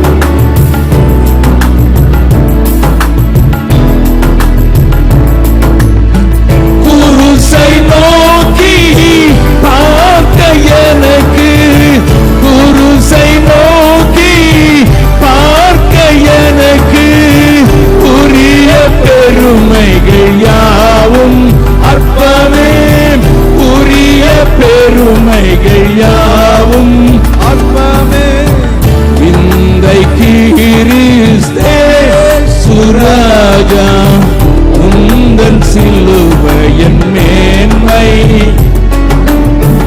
உந்தன் சிலுவையின் மேன்மை.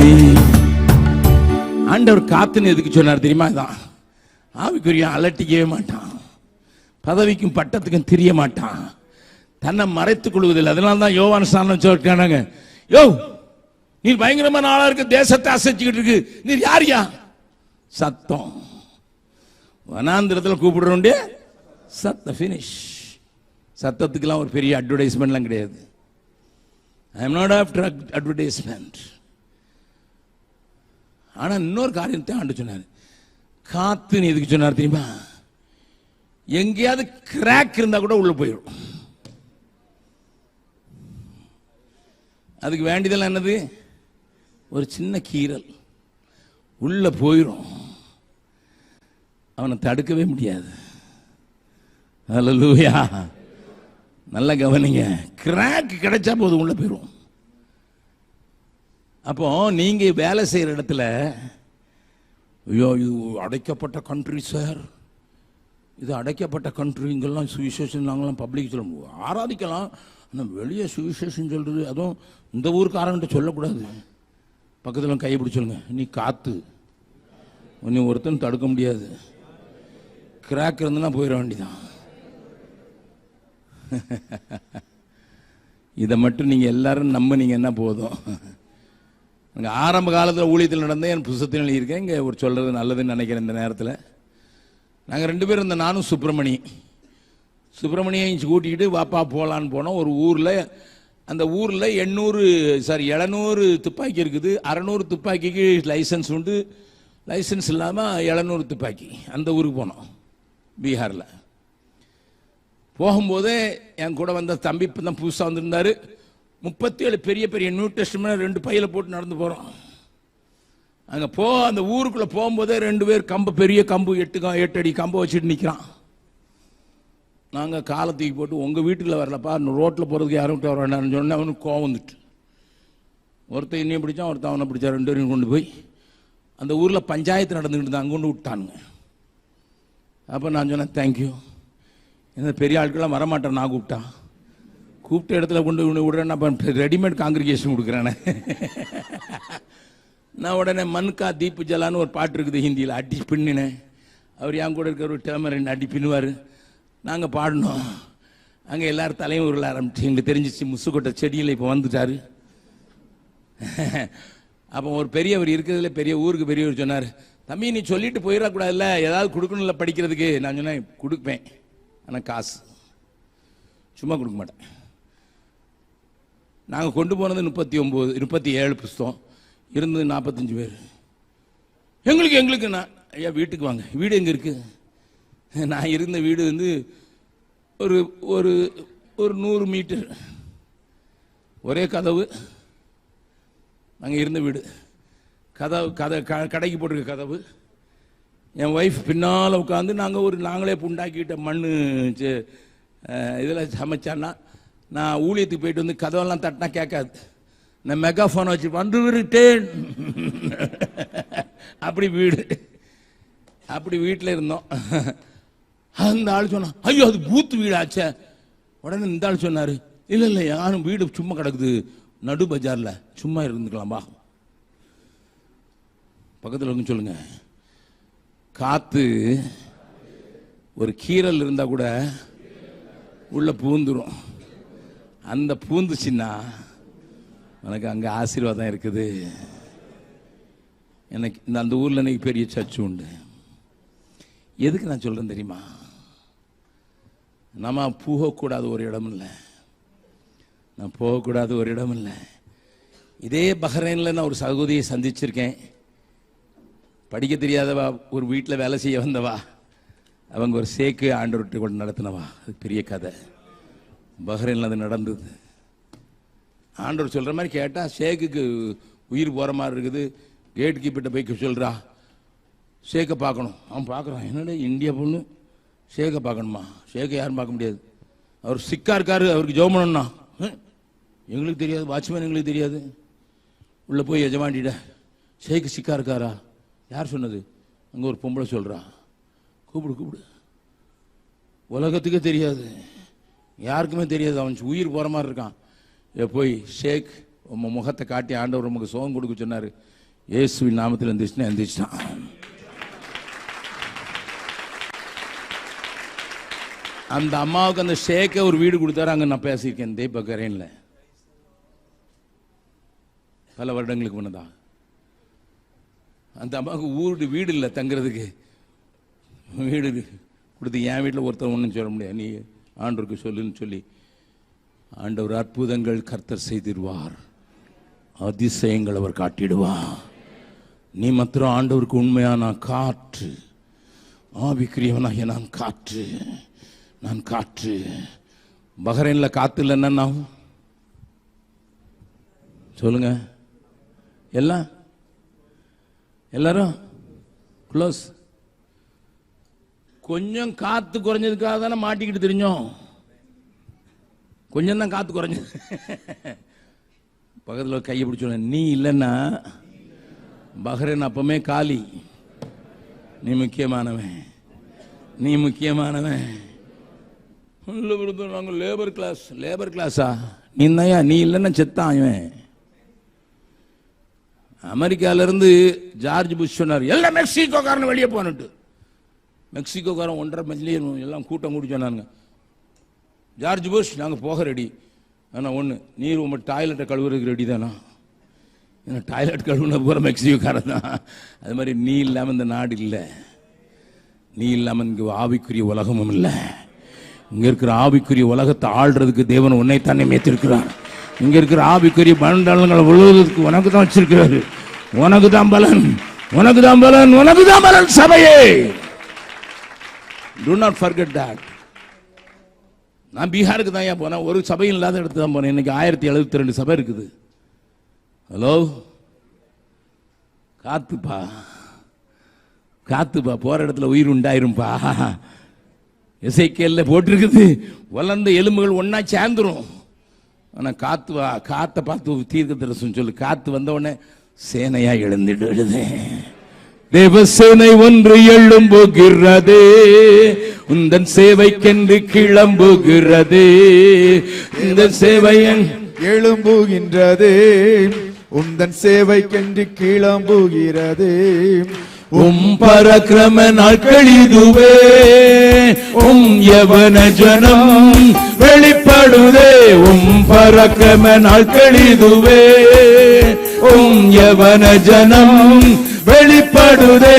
தேவசேனை ஒன்று எழும்புகிறது, உந்தன் சேவைக்கென்று கிளம்புகிறது.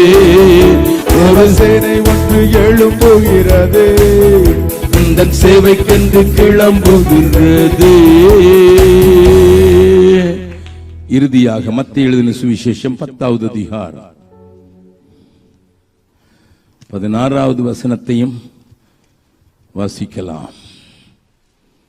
ஆடுகளை ஓநாய்க்குள்ளே அனுப்புகிறது போல, ஓநாய்களுக்குள்ளே அனுப்புகிறது போல, இதோ இதோ நான் உங்களை அனுப்புகிறேன், நான் உங்களை அனுப்புகிறேன். ஆகையால் சர்ப்பங்களைப் போல வினாவுள்ளவர்களும் புறாக்களைப் போல கபடற்றோர்களுமாயிருங்கள். இது என்ன ஆண்டோடைய ஸ்ட்ராட்டஜி?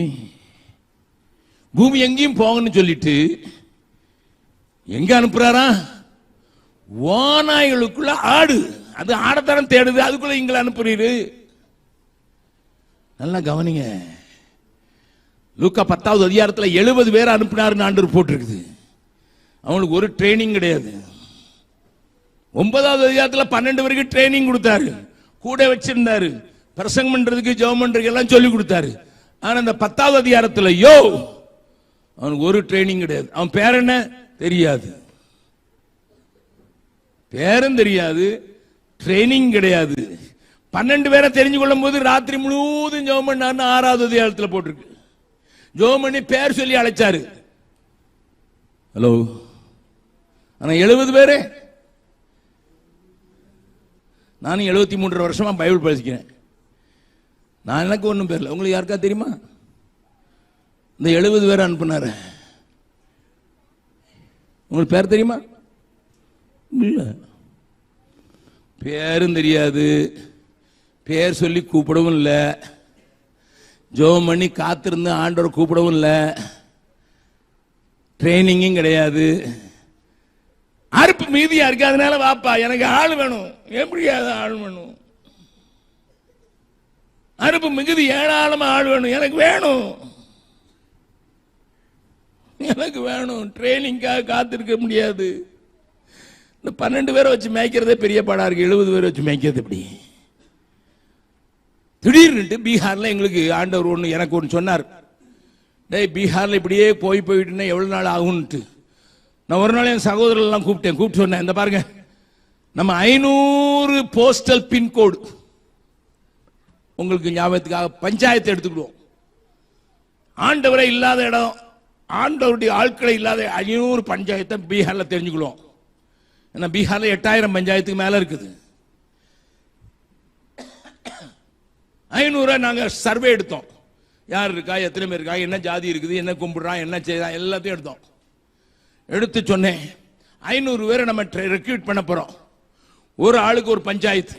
ஆனா 2 பேரை ஏசு அனுப்பினால 2 பேரா வைப்போம். 250 இடத்துல வைப்போம். 2 வருஷம் இவங்களை யூஸ் பண்ணுவோம். எங்கெல்லாம் சபை உண்டாகுறதுன்னு பார்க்கலான்ட்டு. அப்படி வரும்போது தென்னிந்தியாவிலிருந்து கொஞ்சம் பேர் இருந்தாங்க, வட இந்தியாவிலிருந்து கொஞ்சம் பேர் இருந்தாங்க. 21 நாள் ட்ரைனிங், காலை மாலை ட்ரைனிங். நல்லா கவனிங்க. 21 days ட்ரைனிங் கொடுத்து 500 பேரை கூட்டு ஜெபம் பண்ண வச்சு 2 பேரை அனுப்பும்போது கடைசி நேரத்தை அந்த ட்ரைனிங்க்கு சென்னையிலேருந்து ஒருத்தர் வந்தார். அவர் பேர் ரத்னம். ரத்னத்துக்கு ஃபேக்டரியில் வேலை செய்யும் போது கை போயிடுச்சு. ஒரு கை போயிடுச்சு, வேலை செய்யாது. இன்னொரு கையிலையும் ஷாக் இருக்கனால அது சரியா இயங்காது. ரத்னம் அங்கிருந்து வந்தார். 4 மலை வேஷ்டி கட்டிட்டு, அண்ணே எனக்கும் ஏதாவது செய்யணும்னே, பீகாருக்கு வந்திருக்கேனே. இவ்வளவு தூரம் டிக்கெட் போட்டு அவரே டிக்கெட் போட்டு வந்துட்டாருன்னு சரின்னு வச்சுட்டோம். வச்சு ட்ரைனிங்கில் இருக்கும்போது 2 பேரா பிரிச்சு விட்டேன். 250 இடத்துல இருக்கணும். கடைசியில் டாக்கான்னு ஒரு இடத்துக்கு போகணும். அங்க போறதுக்கு இந்த 2 பேரை அழைக்கும் போது கடைசியில் இருந்தது இந்த ஒரு கை இல்லாத, ஒரு கை வழங்காத ரத்னம். அவருக்கு இங்கிலீஷும் தெரியாது, ஹிந்தியும் தெரியாது, தமிழ் மட்டும்தான் தெரியும். தமிழே மெட்ராஸ் தமிழ் தெரியும். ஆமா, தமிழ் மெட்ராஸ் தமிழ் பேசுற உங்களுக்கு விளங்குமா? நிறைய பேருக்கு விளங்காது. கன்னியாகுமரியில் விளங்க வச்சு, கன்னியாகுமரி தமிழ் எனக்கே விளங்க மாட்டேங்குது.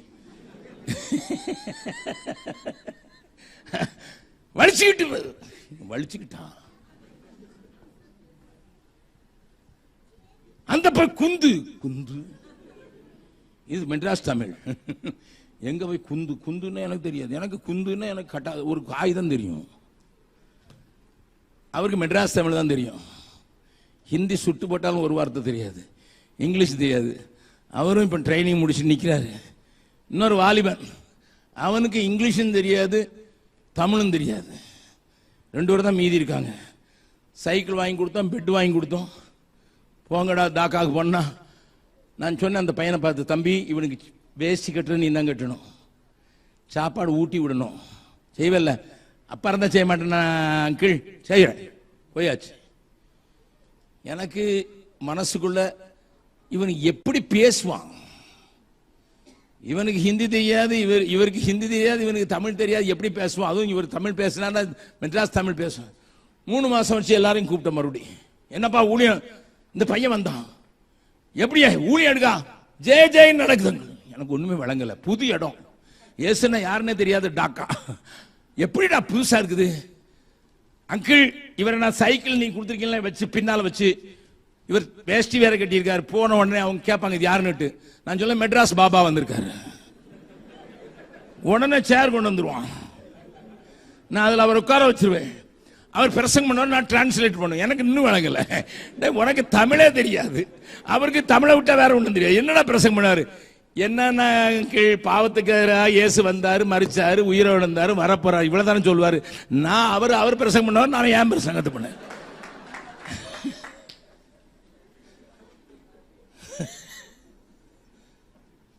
எனக்கு ஆச்சரியமா போச்சு. அதுக்கு பிறகு என்ன நடக்கும்? அதுக்கு பிறகு வியாதியஸ்தர்லாம் வாங்க ஜெபம் பண்ணுங்கன்னு வாங்குவாங்க. அவருக்கு கையில தொட முடியாது. ஒருத்தன் கை இல்லை, இன்னொரு கை இவர் காலை வச்சு இயேசுவின் நாமத்தில் போ. நிறைய பேருக்கு சோமாயிட்டங்கள், சபை உண்டாயிட்டங்கள். பயங்கர ஊழியண்டா. 6 மாசம் கழிச்சு வந்தாங்க. அங்கிள் 3 சபை உண்டாயிட்டு நான் பார்க்கணும். நான் கதை சொல்லல, வந்து பாருங்க பீகார.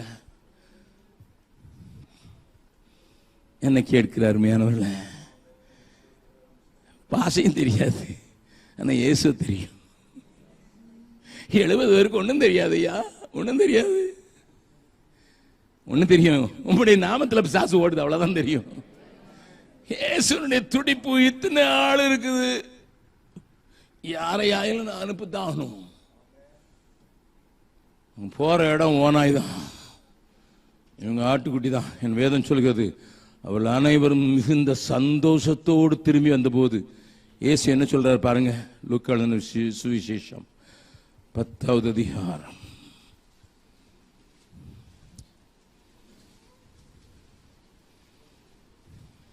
17-18 வாசிக்கலாம். பின்பு அந்த 70 பேரும் சந்தோஷத்தோட திரும்பி வந்து, எப்படி வந்தவங்க? சந்தோஷத்தோடு, ஆமா சந்தோஷத்தோட திரும்பி வந்து, ஆண்டவரே ஆண்டவரே உம்முடைய நாமத்தினாலே பிசாசுகளும் எங்களுக்கு கீழ்ப்படுகிறது என்றார்கள். அவர்களை அவர் நோக்கி, சாத்தான் மின்னலை போன வானத்திலிருந்து விழுகிறதை கண்டேன். போதும். அவங்கள அனுப்பும்போது எப்படி செஞ்சாராம்? 4வது வசனத்தை வாசிச்சுருங்க. பணப்பையை சாமான் பையையும் பாதரட்சைகளையும் கொண்டு போக வேண்டாம், வழியிலே ஒருவரையும் வினவும் வேண்டாம். என்னையா அட்ரஸ்? யார்கிட்டையும் கேட்காத, ஓனாய்க்குள்ள அனுப்புறேன், யார்கிட்டையும் கேட்காத, போ. ஸ்பேர் ட்ரெஸ் கூட கொண்டு போகாத, போ.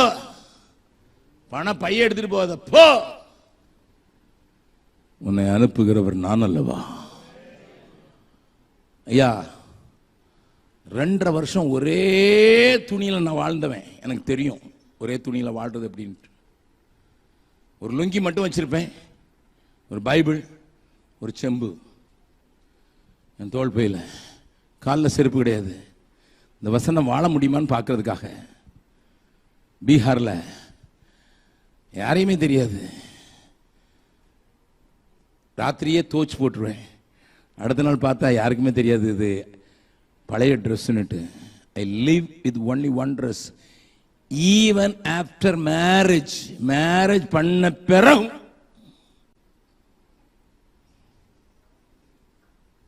என் மனைவிய நான் கூட கூட்டு போக முடியாது. ஏன்னா அந்த ஊர்ல விசில் அடிப்பான், கிண்டல் பண்ணுவான். அவளை ஒரு ரிக்ஷால, சைக்கிள் ரிக்ஷால ஏற்றி வச்சுட்டு பின்னால சைக்கிளில் போவையா, கூட கூட்டு போக முடியாது. ஒரு பரதேசியை போல வாழ முடியுங்கிறதுக்கு நான் ஒரு சாட்சி. ஆண்டவர் சொன்னார், பைய எடுத்துட்டு போகாத, சட்டை எடுத்துட்டு போகாத, யாரையும் கேட்காத, போ. நல்லா கவனிங்க. என்னையும் கொண்டு இன்னைக்கு 3000 ஊழியர்களை கொண்ட ஒரு பெரிய ஸ்தாபனமாக மாற்ற முடியுமான, உன்னையும் கொண்டு மாற்ற முடியும்.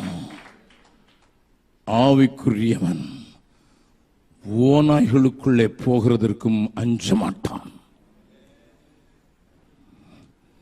கையில காசு யாராவது சப்போர்ட் பண்ணலான்னு பார்க்க மாட்டான், பையிருக்குதான்னு பார்க்க மாட்டான். ஆண்டவருடைய இதய துடிப்பை புரிந்து கொள்வான். ஏன் ஆண்டவர் பாம்பு மாதிரி இருக்கணும், புறாவமா இருக்கணும் அடுத்த தடவை வரும்போது பேசுறேன். உன்னை சொல்ல விரும்புகிறது, ஆவிக்குரியவன் அனுப்பும் இடமெங்கும் தன் கையை பார்க்க மாட்டான், தன் பைய பார்க்க மாட்டான். தன் கையும் பார்க்க மாட்டான், தன் பையையும் பார்க்க மாட்டான். காலில் செருப்பு கூட போடக்கூடாதுட்டாரு. அதனால தான் நான் செருப்பு போடாமல் இருந்தேன். 2.5 வருஷம் இருந்தேன்யா. கல்லுக்குள்ளே போவேன், முள்ளுக்குள்ளே போயிருக்கேன். நான் போன இடத்துல இன்னைக்கு எங்கள் பிள்ளைங்க காரில் போகிறாங்க, ரொம்ப சந்தோஷமாக இருக்கு. பட் தீஸ் லெக்ஸ் கல்லும் முள்ளுக்குள்ளையும் போச்சு. என இந்த வசனத்தில் சொல்லியிருக்க ஆண்டவர், பேர் தெரியாத 70 பேர், என்ன செய்யறதுன்னு தெரியாத 70 பேர். அப்படிதான் நான் போனேன் பீகாருக்கு. இப்போ நான் என்னைக்கு நான் உங்களுக்கு சொல்கிறேன், ஒரு இடத்துல நின்று டீ குடிச்ச இடத்துல கூட இன்னைக்கு சபை இருக்குது. ஒரு மலையிலேருந்து இறங்கணும், எங்களுக்கு வழி தெரியல, ராத்திரி முழுதும் நடந்தோம், வழி தெரியல, ஏன்னா வழி தப்பிட்டோம். மலையிலேருந்து இறங்கணும், எங்கே போகணும்னு தெரியல, அங்கேயே படம் தூங்கிட்டு சாப்பிடவும் இல்லை, ஏன்னா காசு இருந்தால் தானே சாப்பிட்றதுக்கு. இருந்ததெல்லாம் 2-3 ரூபா, 7 பேர் இருந்தோம். கீழே அந்த மலை அடிவாரத்தில் வந்து பகவான்பூர்னு ஒரு இடத்துல சும்மா நின்று நாங்கள் டீ குடிக்கும் போது 2 பேருக்கு டிராக்ட் கொடுத்தோம். இன்னைக்கு அங்கே ஒரு சபையும் அதனுடைய பார்சனேஜ் உண்டாயிருக்கு. ஆறாங்கிற ஒரு ஊருக்கு போனேன். அங்கே கடனின்னு ஒரு ஊர் இருந்தது. என்கிட்ட இருந்து 90 பைசா தான். ஒரு மனுஷனை தேடி போனேன். 128 கிலோமீட்டர் சைக்கிளில் தனியாக போனேன். அடுத்த நாள் கூட்டம் நடத்தினாலாம் திரும்பி வர்றேன். தலையெல்லாம் கண்ணெல்லாம் சுற்றுது. என்கிட்ட இருக்கிறதெல்லாம் 3 டீ குடிக்கலாம். போகும்போது 2வது சேர்ந்த கடனி ஊரில் கட்டினேன். 4 மாதத்துக்கு முன்னால் பிப்ரவரி மாதத்தில் அதே ஊரில் வேசிகளுக்காக ஒரு விடுதலையின் ஒரு இடத்தையும் சபையும் ரிவன் கட்டும்போது என் கண்கள்லேருந்து கண்ணீர் வடியுது. ஆண்டவரே, நான் டீ தான் குடிக்கிறேன். இந்த கடனில் டீ குடிக்கிற இந்த இடத்துல கூட நீ கனப்படுத்தி இன்னைக்கு ஒரு சபையை மட்டும் இல்லை, வேசிகளின் பிள்ளைகளை அரவணைக்கிற ஒரு ப்ராஜெக்டே உண்டாக்கிட்டாரு.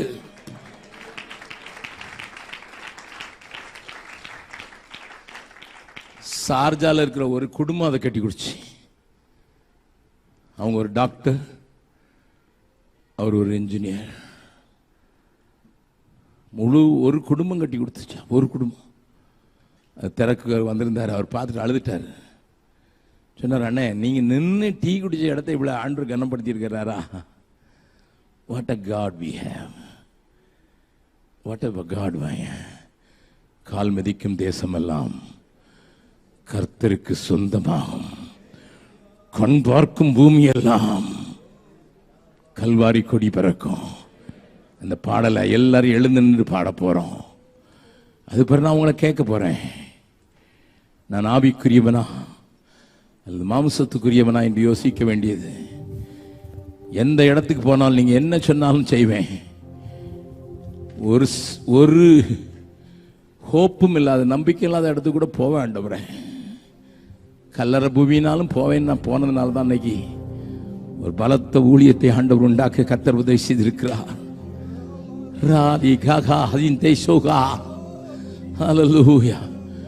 எல்லாரும் இந்த பாடலை உணர்ந்து பாட போகிறோம். கால் மிதிக்கும் தேசம் எல்லாம் கர்த்தருக்கு சொந்தமாகும். ஆவியில் நிறைந்து பாடுங்கள். தேவ சத்தம் உங்கள் இருதயத்தில் துணிக்கும். ஆவிக்குரியவன் சகலத்தை நிதானிக்கிறான். ஆவிக்குரியவன் காற்றை போல இருக்கிறான். ஆவிக்குரியவன் ஓநாய்களுக்குள்ளும் ஒன்றுமில்லாவிட்டாலும் போவதற்கு இயேசு என்கிற நாமத்தை மாத்திரம் உடையதாக இருந்தாலும் போவதற்கு ஆயத்தம். ஹல்லேலூயா.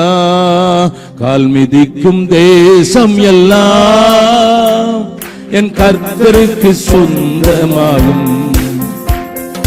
கண் பார்க்கும் பூமி எல்லாம் கல்வாரி கொடி பறக்கும். கால் மிதிக்கும் என் கர்த்தருக்கு சொந்தமாகும். கண் பார்க்கும் பூமி எல்லாம் கல்வாரி கொடி பறக்கும். பறக்கட்டும் பறக்கட்டும் சிலுவையின் ஜெய கொடி. ஹல்லேலூயா. உயரட்டும் உயரட்டும் இயேசுவின் திருநாமம். ஹல்லேலூயா. ஓ பறக்கட்டும் பறக்கட்டும் சிலுவையின் ஜெய கொடி. ஹல்லேலூயா.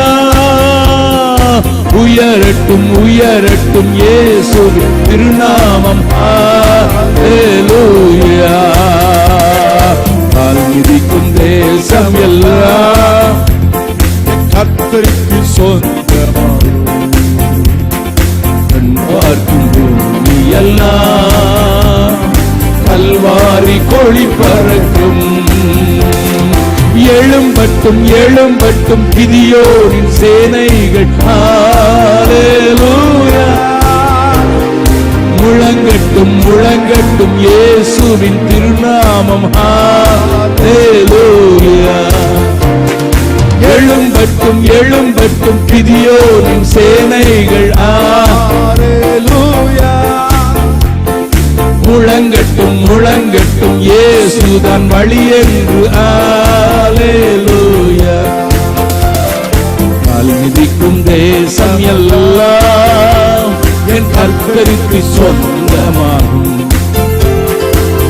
பார்க்கும் பூமி எல்லாம்